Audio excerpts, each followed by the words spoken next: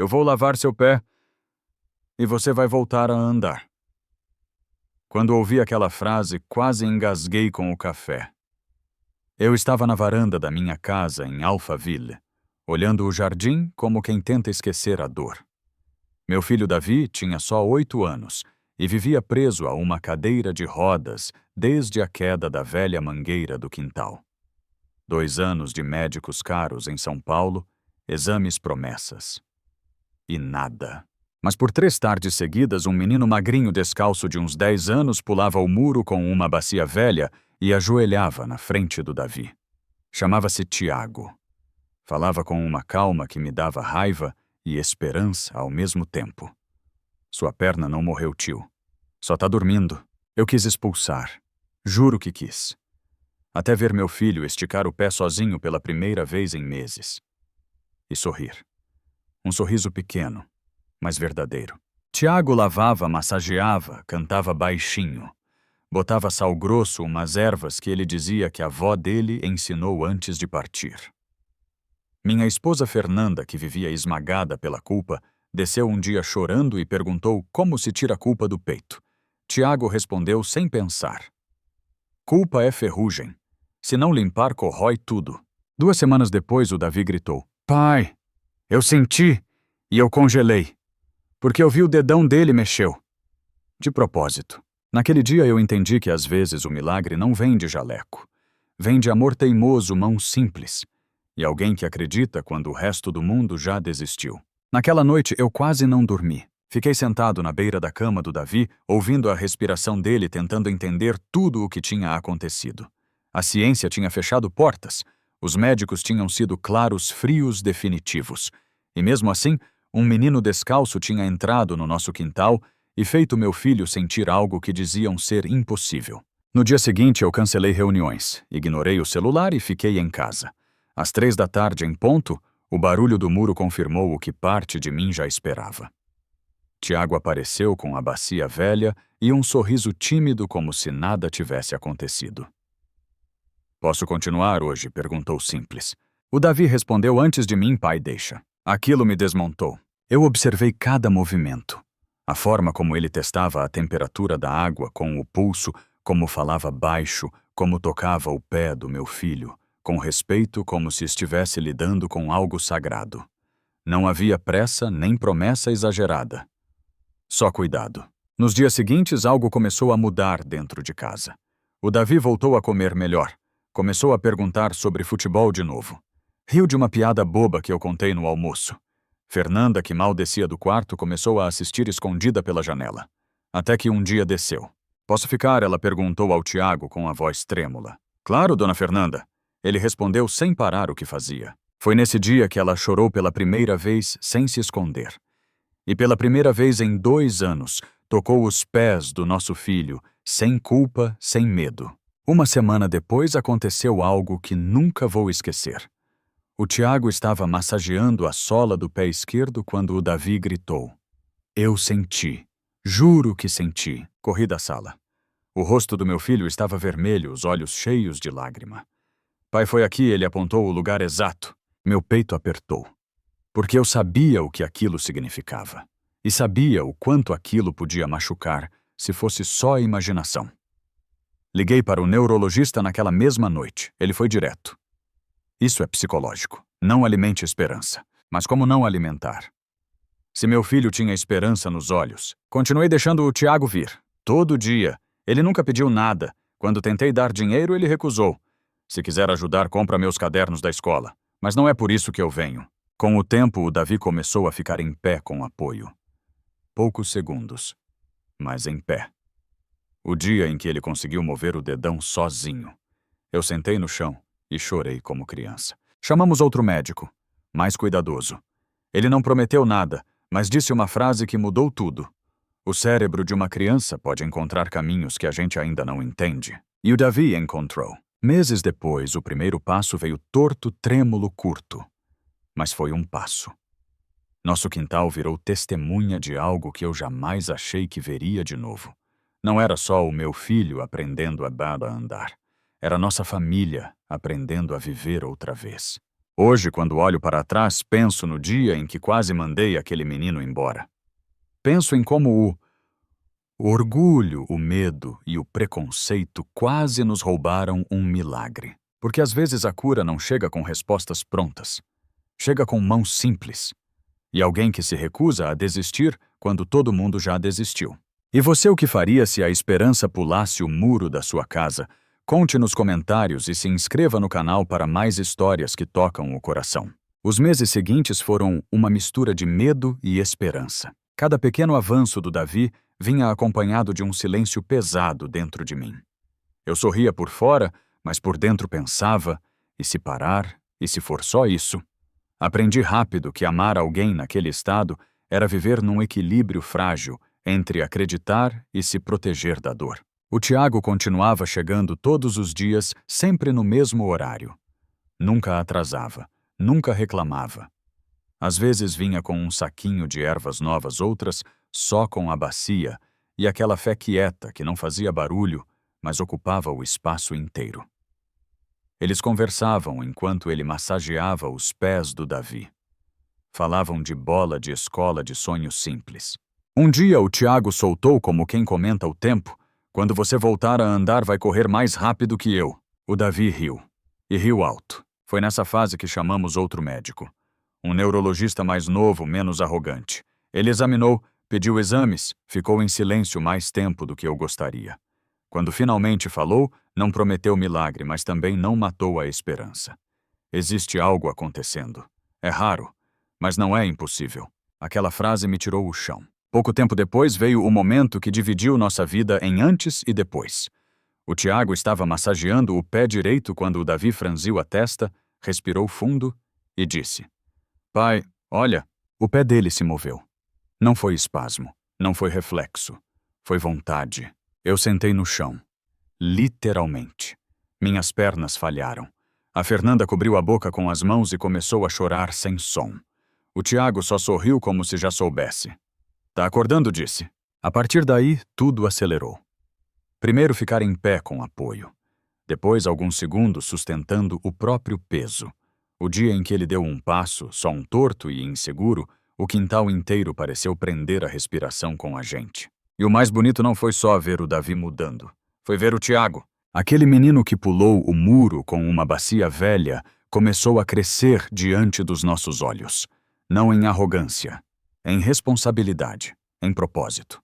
Quando ofereci ajuda financeira de verdade, ele pensou, respirou fundo e disse: Se puder me ajudar a estudar, eu aceito.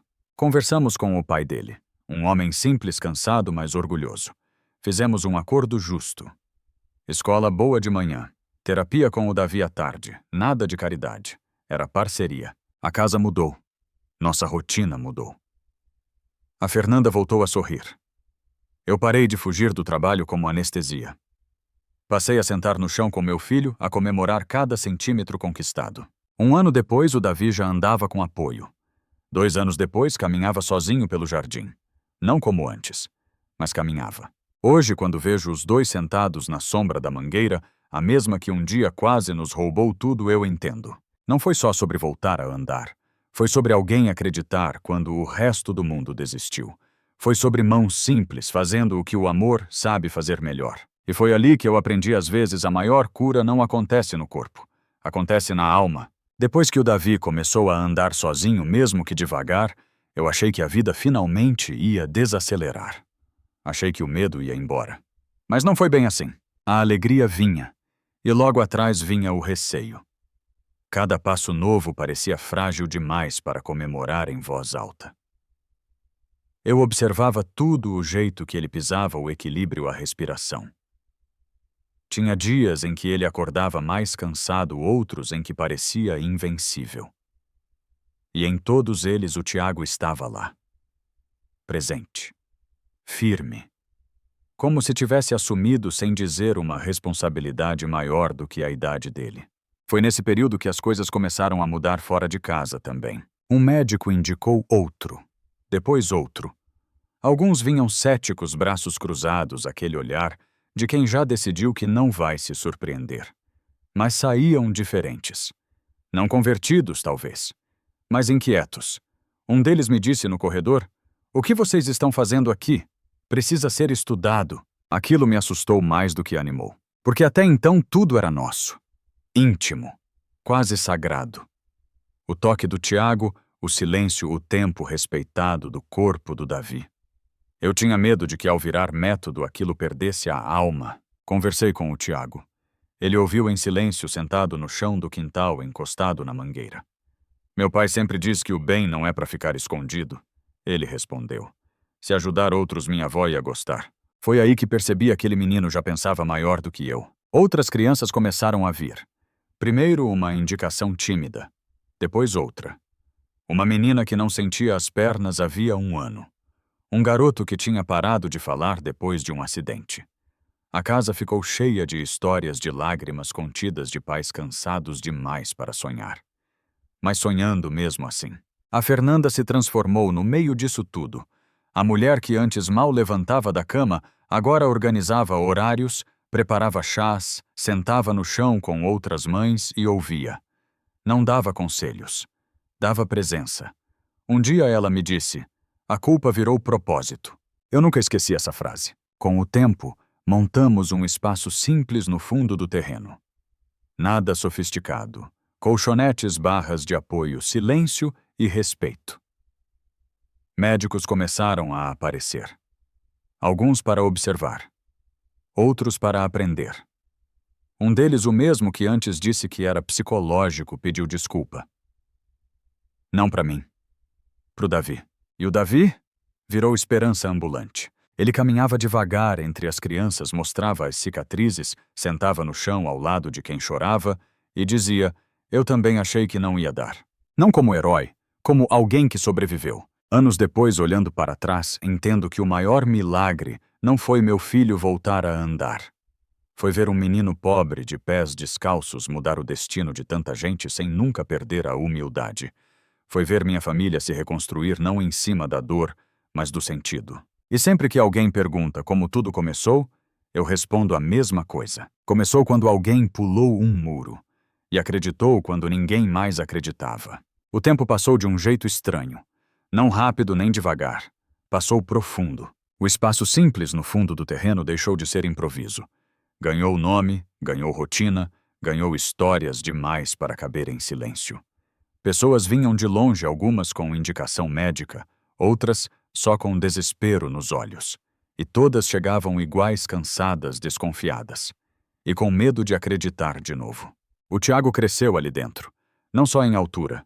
Cresceu no jeito de ouvir, de tocar, de esperar o tempo do outro. Nunca se colocou acima de ninguém. Quando perguntavam se ele tinha um dom, ele respondia baixo. Eu só aprendi a escutar. O Davi, agora adolescente, virou algo que eu nunca imaginei referência. Não porque andava melhor que os outros, mas porque lembrava a todos como era estar no fundo do poço. Ele falava pouco, mas quando falava ninguém desviava o olhar. Se eu conseguir levantar, você também consegue tentar. Minha esposa floresceu. A Fernanda virou ponte entre famílias. Sentava com mães que tremiam de medo, com pais que escondiam o choro. Não prometia cura, prometia companhia, e isso eu aprendi salva mais do que qualquer frase bonita. Um dia, um médico mais velho desses respeitados chegou com postura firme e olhar técnico. Observou tudo em silêncio. No final, se aproximou de mim e disse: "Vocês não estão só tratando corpos, estão devolvendo sentido." Foi quando entendemos que aquilo tinha passado do ponto de retorno. Vieram universidades, vieram convites, vieram propostas que soavam grandes demais para o que nasceu no quintal da nossa casa. Tivemos medo. Muito. Medo de virar espetáculo, medo de perder a essência, medo de que o amor virasse protocolo. Foi o Tiago quem decidiu. Se a gente não ensinar alguém, vai tentar copiar sem respeito. Melhor mostrar do jeito certo. E assim começou algo maior. O espaço virou centro. O centro virou referência. O que era quintal virou caminho. Crianças que chegaram em cadeiras de rodas começaram a sair empurrando bicicletas. Nem todas andaram. E ninguém escondeu isso. Mas todas saíram diferentes. Com postura, com brilho no olhar, com vontade de viver. Anos depois, viu Tiago vestir um jaleco pela primeira vez. Não apagou o menino descalço, Só deu mais ferramentas para ele. O Davi, inspirado por tudo aquilo, escolheu estudar medicina. Disse que queria entender o cérebro, mas sem esquecer o coração. Às vezes sentamos os três embaixo da mangueira. A mesma árvore, agora cercada de risos, passos e histórias. E sempre tem alguém novo chegando. Sempre. Outro dia, uma menina pequena com os olhos tristes demais para a idade perguntou: "Dói tentar de novo?" O Tiago se ajoelhou na frente dela do mesmo jeito que fez anos atrás. Dói menos do que desistir. Eu observo de longe e penso no dia em que quase chamei a segurança. No dia em que quase perdi tudo por não saber enxergar. Hoje eu sei. Milagres não gritam. Eles chegam quietos, pulam muros e ficam. Quando percebi, já tinham se passado mais de 20 anos desde o dia em que um menino descalço pulou o muro da minha casa com uma bacia velha nas mãos. O centro já não era pequeno. Cresceu sem pressa do jeito certo. Nunca virou clínica fria. Nunca virou fábrica de promessas. Continuou sendo um lugar onde as pessoas chegavam quebradas e eram acolhidas inteiras. O nome se espalhou pelo Brasil, depois fora dele. Vieram médicos curiosos, pesquisadores atentos, estudantes cheios de perguntas. Mas quem mais ensinava ainda eram as crianças. O Tiago virou homem médico referência. Mas nunca deixou de se ajoelhar. Nunca deixou de olhar nos olhos. Quando alguém o chamava de milagreiro, ele respondia com um meio sorriso. Milagre é quando alguém decide não desistir. O Davi, agora adulto, caminhava pelo centro como quem pisa num território sagrado.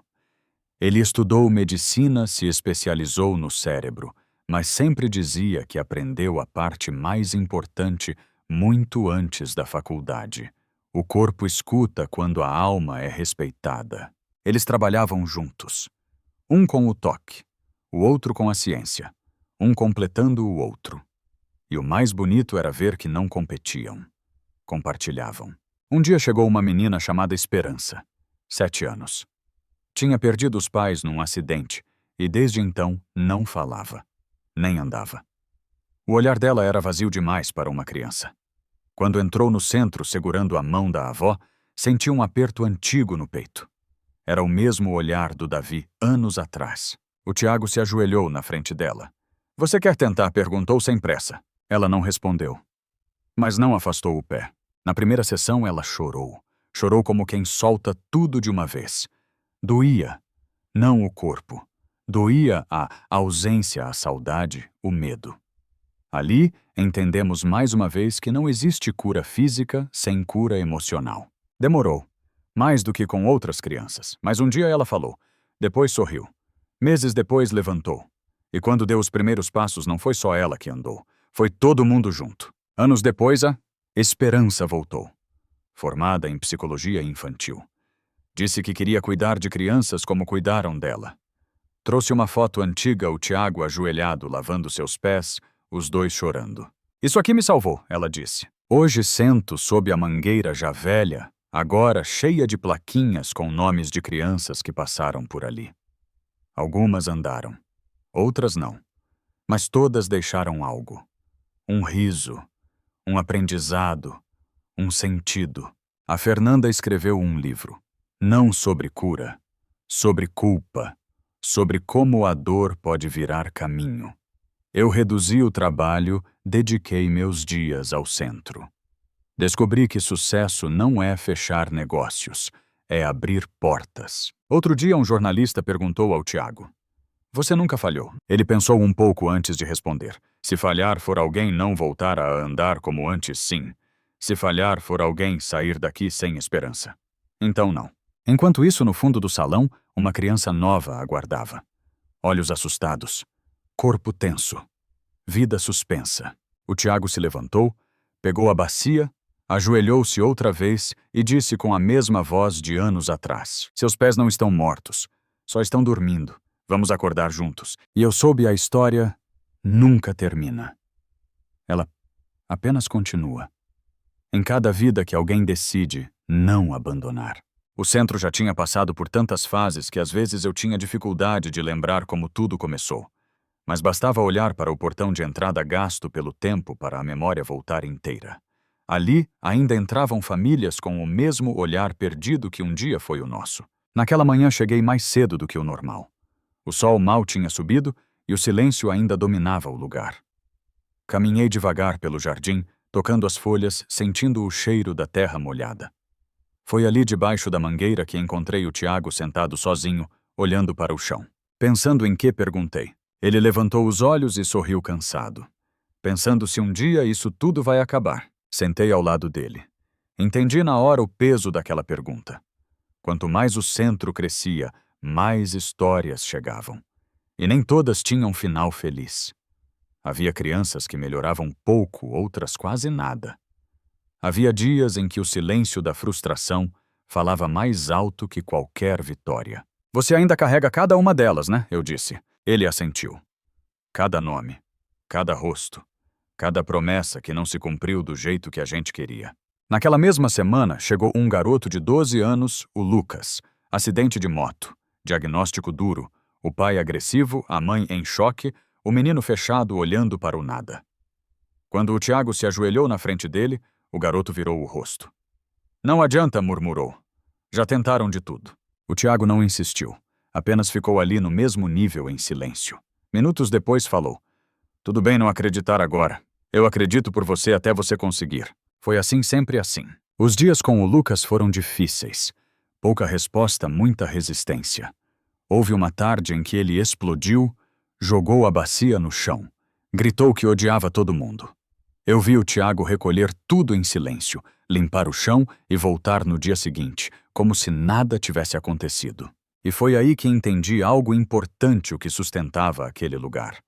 Não era só esperança, era constância. Meses depois, o Lucas não andava, mas ria, falava, se permitia tentar.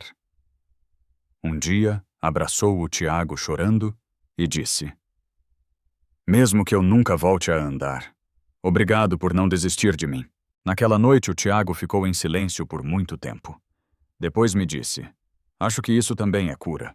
O Davi, agora médico formado, acompanhava tudo com outro olhar. Científico sim, mas humano.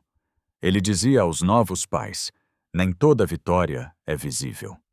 Algumas acontecem por dentro. O centro seguiu. Mudou de forma, mas não de essência. Mais profissionais, mais estudos, mais protocolos. Mas ainda havia silêncio, toque e respeito. Ainda havia alguém ajoelhando diante de uma criança, olhando nos olhos, prometendo presença antes de prometer resultado. Hoje, quando me perguntam se acredito em milagres, eu respondo diferente do que responderia anos atrás. Não acredito em soluções mágicas. Acredito em gente que fica. Em gente que tenta de novo. Em gente que segura a mão quando não há resposta. Porque no fim aprendi isso ali dia após dia. O verdadeiro milagre não é fazer alguém andar. É não deixar ninguém caminhar sozinho. Com o passar dos anos, algo silencioso começou a acontecer. O centro já não era apenas um lugar de reabilitação. Tinha virado um ponto de encontro. Gente que nunca tinha se visto antes se abraçava como família. Pais trocavam olhares cúmplices no corredor. Crianças, algumas andando, outras não brincavam juntas, sem perceber que um dia aquilo parecia impossível. O Tiago percebeu antes de todo mundo. A gente não está só tratando feridas. Ele me disse certa tarde, enquanto observava o pátio cheio. A gente está criando laços. Foi quando surgiu a ideia de levar aquilo além dos muros. Não expandir por vaidade, nem por fama, mas porque tinha gente demais batendo a porta. Famílias de outras cidades, outros estados.